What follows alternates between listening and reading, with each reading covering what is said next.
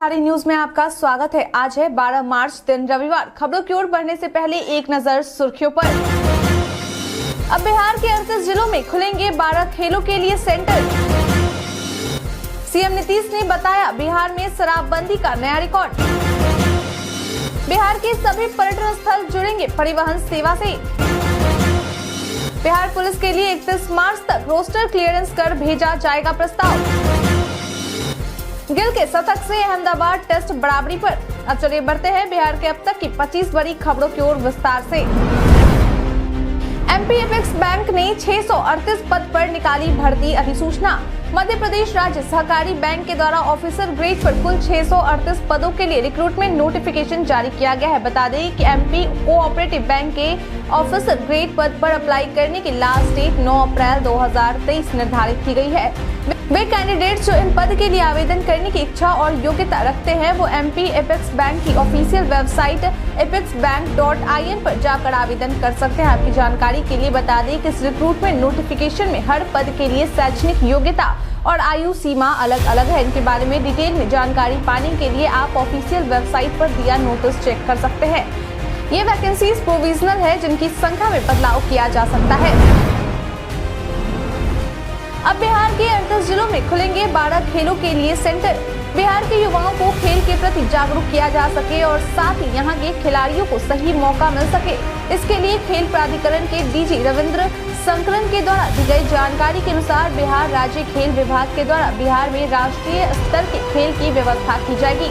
बता दें कि इसके तहत राज्य के 38 जिलों में उन खेलों के लिए ग्राउंड तैयार किया जाएगा जो खेल उस जिले में सबसे ज्यादा खेले जाते हैं, जो कि खेलो इंडिया स्मॉल सेंटर के तौर पर काम करेगा। बता दें कि सेंटर में खिलाड़ियों को ट्रेनिंग के सामान भी उपलब्ध करवाए जाएंगे और साथ ही वैसे खिलाड़ी जो जिले से चयनित होकर आएंगे उन्हें सेंटर ऑफ एक्सीलेंस में रखा जाएगा और उन्हें अच्छी ट्रेनिंग भी दी जाएगी। मालूम हो कि ऐसे खिलाड़ियों को यहाँ से अंतर्राष्ट्रीय स्तर के खेल में हिस्सा लेने का भी मौका मिलेगा। इन सब के अलावा यहाँ खिलाड़ियों को ट्रेनिंग देने के लिए कोच की भी नियुक्ति की जाएगी। बिहार के सभी पर्यटन स्थल जुड़ेंगे परिवहन सेवा से। बिहार में पर्यटन क्षेत्रों का विकास हो सके, इसके लिए सभी जिलों से राज्य सरकार के दिशा निर्देश के आधार पर रिपोर्ट मांगा गया है ताकि राज्य के सभी पर्यटन स्थल को परिवहन सेवा से अक्टूबर महीने तक जोड़ा जा सके। बता दें कि जिला के द्वारा दिए गए रिपोर्ट में उन सभी बातों का जिक्र होगा जिसकी मदद से परिवहन सेवा को विकसित किया जा सकेगा। वहीं पर्यटन क्षेत्र को बढ़ावा देने के लिए निजी भागीदारी को बढ़ावा दिया जा सकेगा और साथ ही इन क्षेत्रों में बड़ी से लेकर छोटी गाड़ियों तक का परिचालन किया जाएगा। बता दें कि पर्यटन स्थल को परिवहन सेवा के साथ जोड़े जाने पर पर्यटकों को पर्यटन स्थल तक पहुंचने में किसी प्रकार की दिक्कत का सामना नहीं करना होगा। इस योजना से जो भी बस संचालक जुड़ने की इच्छा रखते हैं उनके लिए विभाग की ओर से आवेदन की शर्तें जारी किए जाएंगे। इसके अलावा विभाग की ओर से भी अपने स्तर पर बसों का परिचालन किया जाएगा। बिहारी बर्थडे स्पेशल में आज हम बात करेंगे कल्पना सिंह चिटनिस के बारे में। कल्पना सिंह चिटनिस का जन्म आज ही के दिन बोधगया में 1966 में हुआ था। यह एक इंडो अमेरिकन कवित्री, लेखिका, अभिनेता और फिल्म निर्माता है। कल्पना सिंह चिटनिस बेयर सोल और हिंदी में 3 कविताओं के संग्रह की लेखिका है। इन्होंने 21 साल की उम्र में अपने पहले कविता संग्रह चांद का पैबंद के लिए भारत सरकार द्वारा दिया जाने वाला प्रतिष्ठित बिहार राज्यसभा पुरस्कार जीता था। इसके अलावा इन्हें 1988 में बिहार श्री का खिताब से भी नवाजा गया। साहित्य और सिनेमा में उनके योगदान के लिए उन्हें 2014 में Rajiv Gandhi global excellence award भी मिला था और लेवर लिटरेरी पत्रिका द्वारा ऑनर ऑफ ईस्ट लिटरेचर के लिए उन्हें नामांकित किया गया था। कल्पना की साहित्यिक कृतियां भारतीय उपमहाद्वीप, यूरोप और उत्तरी अमेरिका में व्यापक रूप से प्रकाशित हुई है। वह लाइफ एंड लेजेंड्स के निर्माता और संपादक भी हैं और पेरिस, फ्रांस में लेवर लिटरेचर के संपादकीय बोर्ड में कार्य करती हैं। Champion of change delta ranking के टॉप 5 में बिहार के 2 जिले। नीति आयोग के द्वारा देश के अल्प विकसित 112 आकांक्षी जिलों की जनवरी 2023 के लिए देश की 5 सर्वश्रेष्ठ आकांक्षी जिलों के लिए champion of change delta ranking जारी की गई है। बता दें कि इस टॉप 5 सर्वश्रेष्ठ आकांक्षी जिलों में 2 जिला बिहार का भी शामिल है, जिनमें खगड़िया पहला स्थान पर तो वहीं शेखपुरा चौथे स्थान पर है। बता दें कि जिन भी जिलों के नाम टॉप 5 में शामिल किए गए हैं उन जिलों में स्वास्थ्य, पोषण, शिक्षा, वित्तीय स्थिति और आधारभूत संरचना जैसे प्रमुख क्षेत्रों को विकसित करने पर ध्यान दिया गया है। आपकी जानकारी के लिए बता दें कि वर्ष 2018 में लागू किए गए देश के आकांक्षी जिला कार्यक्रम में बिहार के कुल 12 जिले शामिल थे, जिन्हें केंद्र के द्वारा विशेष सहायता दी जाती है। उन 12 जिलों में कटिहार, बेगूसराय, शेखपुरा, अररिया, खगड़िया, पूर्णिया, औरंगाबाद, बांका, गया, जमुई, मुजफ्फरपुर और नवादा जिले के नाम शामिल है। बिहार के 5 सीनियर आईएएस अफसर 18 दिनों के लिए ट्रेनिंग में जाएंगे मसूरी। समाहरणालय प्रशासन विभाग के द्वारा अधिसूचना जारी कर यह जानकारी दी गई है कि बिहार के 5 वरिष्ठ आईएएस अधिकारी 18 दिनों के लिए यानी कि 10 अप्रैल से लेकर 28 अप्रैल तक अपनी ट्रेनिंग के लिए लाल बहादुर शास्त्री अकादमी मसूरी जाएंगे, जहां इन सभी अधिकारियों का अनिवार्य सेवाकालीन प्रशिक्षण फेज 5 में होगा। इस दौरान इन अधिकारियों के खाली स्थान पर विभाग के अंदर से ही वैकल्पिक व्यवस्था कर काम चलाया जाएगा। बता दें कि बिहार के जो 5 वरिष्ठ अधिकारी मसूरी के लिए ट्रेनिंग में जाने वाले हैं उनमें स्वास्थ्य विभाग के अपर मुख्य सचिव प्रत्यय अमृत, खान एवं भूतत्व विभाग के अपर मुख्य सचिव हरजोत कौर बम्हाड़ा, उद्योग विभाग के अपर मुख्य सचिव संदीप पौंडरिक, बिहार विद्यालय परीक्षा समिति के अध्यक्ष आनंद किशोर और निर्वाचन विभाग के प्रधान सचिव HR श्रीनिवास शामिल है। सीएम नीतीश ने बताया बिहार में शराबबंदी का नया रिकॉर्ड। बीते दिन मुख्यमंत्री नीतीश कुमार ने बिहार में शुरू किए गए शराबबंदी को लेकर एक बड़ा खुलासा किया है। उन्होंने बताया कि कुछ मामलों को छोड़कर बिहार में शराबबंदी सफल रहा है। उन्होंने बताया कि छत्तीसगढ़ से आई टीम के द्वारा उनसे शराबबंदी से जुड़ी जानकारी ली गई, जो कि बिहार के लिए काफी अच्छी बात है। उन्होंने कहा कि 2016 में शराबबंदी किए जाने के बाद जब 2018 में बिहार सरकार के द्वारा राज्य में सर्वेक्षण करवाया गया था तो पता चला था कि राज्य में 1 करोड़ 64 लाख लोगों ने शराब पीना छोड़ दिया था। जिसके बाद अभी हाल ही में एक बार फिर से जब शराबबंदी को लेकर सर्वेक्षण करवाया गया तो यह बात सामने आई है कि अब राज्य में 1 करोड़ 82 लाख लोगों ने शराब पीना छोड़ दिया है। इसके अलावा रिपोर्ट से यह भी बात सामने आई है कि बिहार की 99% महिलाएं शराबबंदी के पक्ष में है और साथ ही 92 से 93% पुरुष भी शराबबंदी के पक्ष में है। 2025 तक बिहार के 9 जिलों में बनेंगे 15 आरओबी। बिहार के हाईवे पर लोगों को जाम से मुक्ति मिल सके, इसके लिए बिहार के 9 जिलों में करीब 1175.79 करोड़ रुपए की लागत से 15 आरओबी का निर्माण करवाया जाएगा। बता दें कि राज्य में इन 15 आरओबी के निर्माण को लेकर 2025 तक का समय निर्धारित किया गया है। वहीं इसके निर्माण में होने वाले खर्च करीब 1175.79 करोड़ रुपए में से करीब 669.29 करोड़ रुपए का राज्य सरकार के द्वारा दिया जाएगा और बाकी बचे पैसे केंद्र सरकार के द्वारा दिए जाएंगे। बता दें कि बिहार के जिन 9 जिलों में आरओबी का निर्माण होगा उनमें भागलपुर, पटना, नालंदा, पूर्वी चंपारण, पश्चिमी चंपारण, सारण, दरभंगा, समस्तीपुर और मुजफ्फरपुर शामिल है। मालूम हो कि राज्य में निर्माण होने वाले इन 15 आरओबी में से 6 आरओबी के निर्माण को लेकर केंद्र सरकार के द्वारा मंजूरी दी जा चुकी है। वहीं बाकी बचे 9 आरओबी के निर्माण के लिए केंद्र सरकार से मंजूरी मिलने का इंतजार किया जा रहा है। H3N2 वायरस को लेकर केंद्र ने राज्य को दिया यह निर्देश। H3N2 वायरस ने देश में अपना घातक रूप दिखाना शुरू कर दिया है। बता दें कि health and family welfare service के कमिश्नर डी रणदीप के द्वारा दी गई जानकारी के अनुसार इस मामले की गंभीरता को लेते हुए केंद्र सरकार के द्वारा बिहार समेत देश के सभी राज्यों के लिए गाइडलाइन जारी किया गया है। बता दें कि केंद्र सरकार के द्वारा जारी की गई इस गाइडलाइन के तहत लोगों को भीड़ भाड़ वाले जगह जाने से बचने को कहा गया है। इसके अलावा कहा गया है कि लोग मास्क पहनकर ही घर से बाहर निकले। इसके साथ ही उन लोगों को ज्यादा सतर्क रहने का निर्देश दिया गया है जिनकी इम्यूनिटी कमजोर है। इसके अलावा अस्थमा और लंग इन्फेक्शन से ग्रस्त मरीजों, गर्भवती महिलाओं और बच्चे बुजुर्गों को भी सतर्क रहने को कहा गया है। बिहार के अनुमंडलीय अस्पतालों में 50 बेड के भवन का होगा निर्माण। बिहार में स्वास्थ्य सुविधाओं का विस्तार हो सके और लोगों को सभी प्रकार की सुविधा मिल सके, इसके लिए स्वास्थ्य विभाग के द्वारा हर दिशा में कार्य किया जा रहा है। बता दें कि इसी दिशा में स्वास्थ्य विभाग के द्वारा बिहार के अस्पतालों में मरीजों के लिए 300 बेड और जोड़ने की पहल की शुरुआत की गई है। मालूम हो कि इसके लिए बिहार चिकित्सा एवं आधारभूत संरचना निगम लिमिटेड के द्वारा 105 करोड़ रुपए के बजट में राज्य के 6 अनुमंडलीय अस्पतालों में 50-50 बेडों के लिए भवन का निर्माण करवाया जा रहा है। बता दें कि जिन 6 अनुमंडलीय अस्पतालों में 50-50 बेडों के लिए भवन का निर्माण करवाया जा रहा है उसमें पूर्वी चंपारण जिले का रक्सौल और सिकरहना, दरभंगा जिले में बिरौल, खगड़िया जिले में गोगरी, सुपौल जिले में वीरपुर और त्रिवेणीगंज शामिल है। बिहारी पर्यटन में आज हम बात करेंगे जय मंगलागढ़ मंदिर के बारे में। जय मंगलागढ़ मंदिर बेगूसराय का एक प्रसिद्ध स्थल है। यह मंदिर एक धार्मिक स्थल है। यह मंदिर बेगूसराय से करीब 22 किलोमीटर दूर मंझौल के पास जय मंगलापुर गांव में स्थित है। आप यहां पर घूमने के लिए आ सकते हैं। आपको यहां पर आकर काफी अच्छा लगेगा। यह मंदिर कन्वर झील के पास में स्थित है। यहाँ पर आपको कन्वर झील का सुंदर दृश्य देखने के लिए मिलता है। मंदिर के चारों तरफ का दृश्य प्राकृतिक है। मंदिर में आपको जय मंगला देवी जी की प्रतिमा के दर्शन करने के लिए मिलते हैं। माता की प्रतिमा बहुत सुंदर है। जय मंगलागढ़ मंदिर के बारे में कहा जाता है कि मंदिर में विराजमान देवी की प्रतिमा भारत के 52 शक्तिपीठों में से एक है। यहाँ पर आकर सभी लोगों की इच्छाएं पूरी होती है। यहाँ पर आपको हनुमान जी का मंदिर भी देखने के लिए मिलता है। आप यहाँ पर आकर अपना बहुत अच्छा समय बिता सकते हैं। बिहार में अधिक उत्पादन होने वाले फसल का रिपोर्ट में हुआ खुलासा।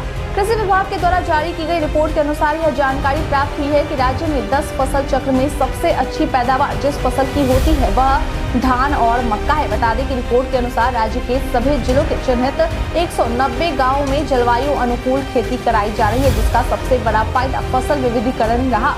रिपोर्ट की माने तो जलवायु अनुकूल खेती का अध्ययन करने के बाद पता चला है कि राज्य में सबसे ज्यादा धान और शीतकालीन मक्का की उत्पादकता की गई है। यह 127.9 क्विंटल प्रति हेक्टेयर रहा। इसके बाद धान, गेहूं, मूंग की उत्पादकता 97.3 क्विंटल प्रति हेक्टेयर तथा धान, सरसों, मूंग की उत्पादकता 69.4 क्विंटल प्रति हेक्टेयर रहा। हालांकि किसानों को सबसे ज्यादा फायदा धान, गेहूं, मूंग की खेती करने पर हुआ है।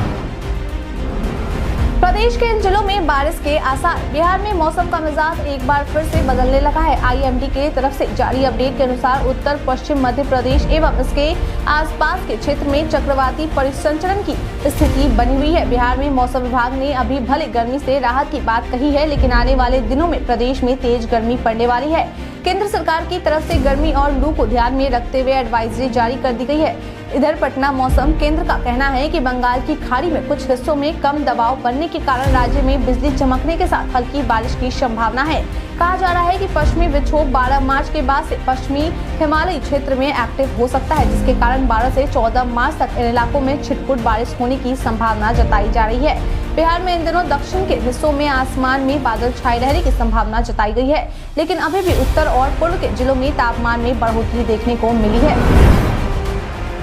अंतर्राष्ट्रीय स्तर के 3600 विरासत स्थल एक क्लिक से होंगे आपके सामने।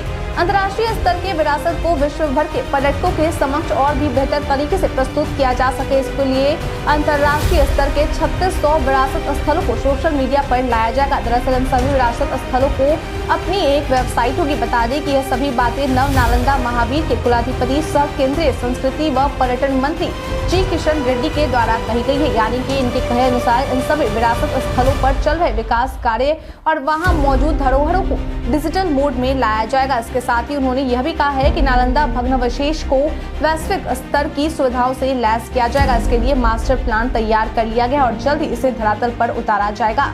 इसके अलावा नालंदा म्यूजियम को 3 मंजिला बनाया जाएगा। इसका डिजिटलाइजेशन करने की योजना पर काम शुरू कर दिया गया है।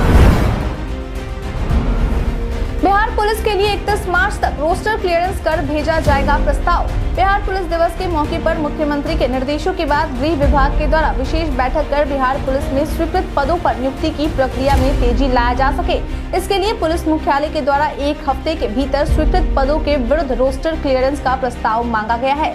इसके साथ ही रोस्टर क्लियरेंस के साथ नियुक्ति के लिए 31 मार्च तक आरक्षित चयन पर्षद को उपलब्ध कराने का भी निर्देश दिया गया। की जानकारी के लिए बता दें कि बिहार पुलिस में कुल 75,573 स्वीकृत पदों पर नियुक्ति की जानी है।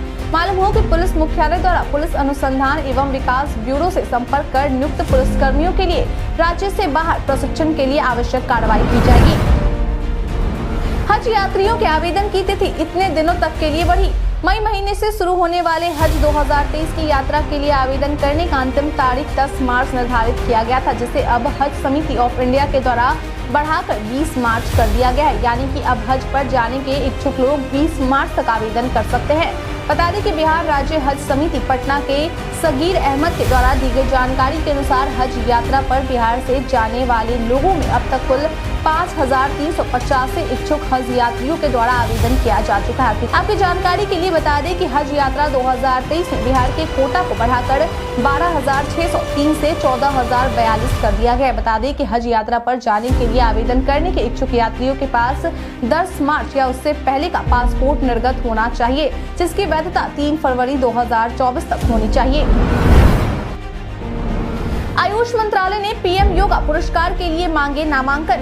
अगर आपको भी लगता है कि आपने योग के क्षेत्र में कोई उत्कृष्ट कार्य किया है तो यह खबर आपके लिए है। बता दें कि आयुष मंत्रालय के द्वारा अंतर्राष्ट्रीय योग दिवस 2023 में दिए जाने वाले पुरस्कार प्रधानमंत्री योगा पुरस्कार 2023 के लिए नामांकन पत्र मांगे गए हैं। मालूम हो कि यह पुरस्कार केंद्र सरकार के द्वारा योग को बढ़ावा देने के उद्देश्य से दिया जाता है। यह पुरस्कार राष्ट्रीय और अंतर्राष्ट्रीय दोनों स्तरों पर दिए जाते हैं।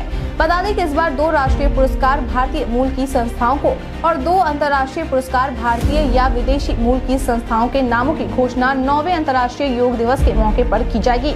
आपकी जानकारी के लिए बता दें कि अंतर्राष्ट्रीय योग दिवस 21 जून को मनाया जाता है। इसको लेकर भारत सरकार के द्वारा अपनी तैयारियां शुरू कर दी गई है।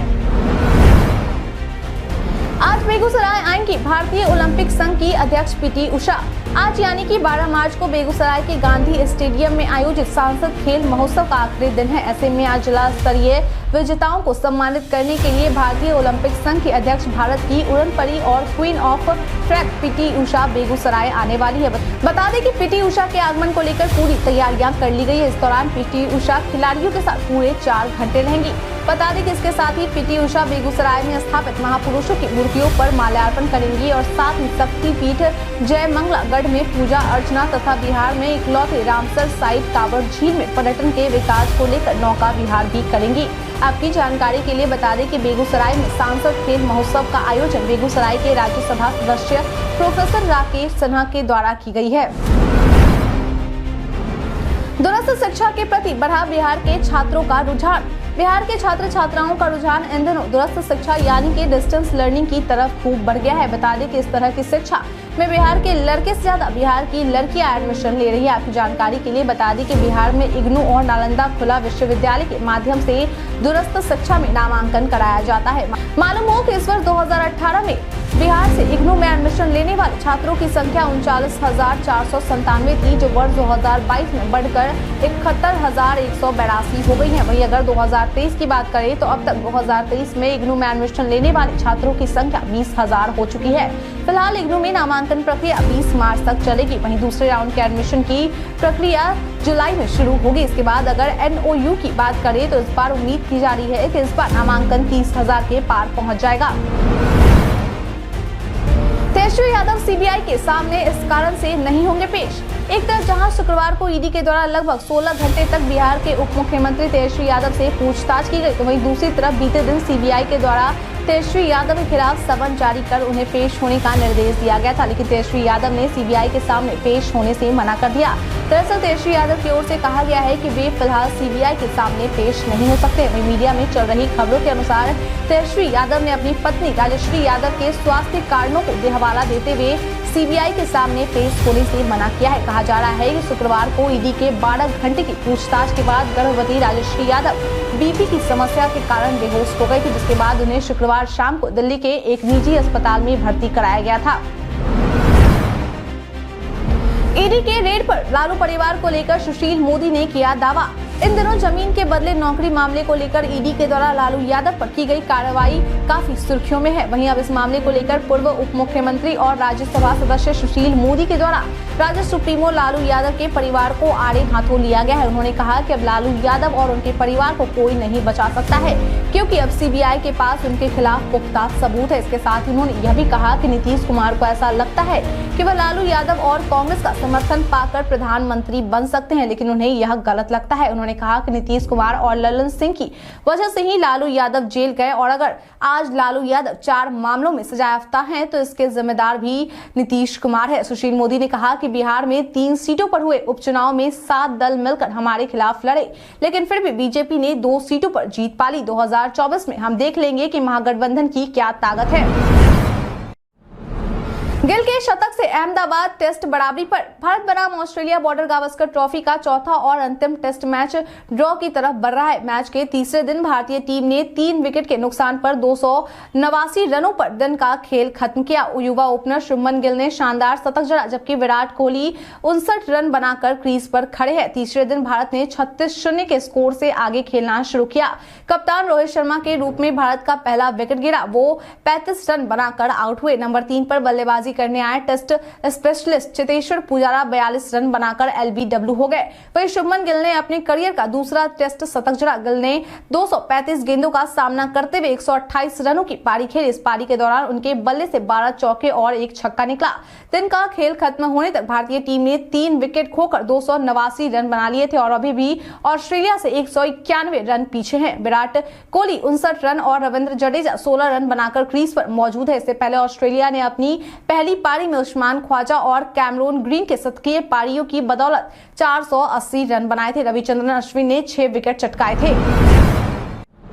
भारत के इतिहास में आज की तारीख है बेहद खास। भारत के तत्कालीन वायसराय लॉर्ड मेयो के हत्यारे शेर अली को 1872 में फांसी दी गई। महात्मा गांधी को यूरोप के बने सामान को खरीदने और ब्रिटिश शासन की मशीनों के साथ काम करने के खिलाफ चलाए जा रहे आंदोलन के लिए 1922 में अंग्रेजों ने गिरफ्तार कर लिया था। महात्मा गांधी ने 1930 में साबरमती आश्रम से दांडी मार्च की शुरुआत की। भारत सरकार ने 1954 में साहित्य अकादमी का उद्घाटन किया। मुंबई में 1993 में हुए सिलसिलेवार बम धमाकों में 300 लोग मारे गए और सैकड़ों से अधिक घायल हो गए। 1913 में भारतीय राजनीतिज्ञ यशवंत राव चौहान का जन्म हुआ। 1984 में आज ही के दिन को बॉलीवुड सिंगर श्रेया घोषाल का जन्म हुआ। आज के दिन को ही केंद्रीय औद्योगिक सुरक्षा बल के स्थापना दिवस, तिब्बती महिला विकास दिवस और डांडी कूच दिवस के रूप में मनाया जाता है। वायरल में आज हम बात करेंगे पैन इंडिया हेल्पलाइन नंबर के बारे में। सोशल मीडिया पर कई सूचनाएं वायरल होती है, लेकिन सभी सच हो ये जरूरी नहीं है। इसी कड़ी में आज हम बात करेंगे पैन इंडिया हेल्पलाइन नंबर के बारे में। दरअसल पीआईबी ने अपने एक ट्वीट में लिखा है कि दावा किया जा रहा है कि भारत सरकार ने रक्त की आवश्यकता को पूरा करने के लिए pan India helpline number 104 blood on call launch किया है। पीआईबी ने अपने ट्वीट में आगे लिखा है कि यह दावा भ्रामक है। भारत सरकार ने ऐसा कोई सेवा शुरू नहीं किया है। कुछ राज्यों में इस नंबर का प्रयोग विभिन्न हेल्पलाइन सेवा के लिए किया जाता है। बॉलीवुड एक्टर सतीश कौशिक की मौत में आया नया मोड़। बॉलीवुड के मशहूर अभिनेता और डायरेक्टर सतीश कौशिक का होली के अगले दिन सुबह 66 साल की उम्र में दिल का दौरा पड़ने से निधन हो गया था। बता दें कि इस बात की जानकारी उनके मित्र और बॉलीवुड एक्टर अनुपम खेर के द्वारा ट्वीट करके दी गई थी। वहीं अब उनकी मौत से जुड़ी एक बड़ी खबर सामने आ गई है। दरअसल दिल्ली पुलिस के द्वारा उस स्थान से कुछ संदिग्ध दवाइयां खोजी गई है जहां सतीश कौशिक अपने होली सेलिब्रेशन के लिए रुके थे, जिसके बाद अब दिल्ली पुलिस उस सेलिब्रेशन में आए मेहमानों की जांच में जुट गई है। मीडिया में चल रही खबरों के अनुसार इस सेलिब्रेशन में एक वांटेड बिजनेसमैन भी मौजूद था। हालांकि अब तक इस मामले को लेकर पुलिस के द्वारा आधिकारिक तौर पर कुछ नहीं कहा गया है, क्योंकि एक्टर की ब्लड और हार्ट संबंधी रिपोर्ट आने में 15 दिन लगेंगे और पोस्टमार्टम की रिपोर्ट आने के बाद ही इस मामले में कुछ नई जानकारी निकलकर सामने आ सकेगी।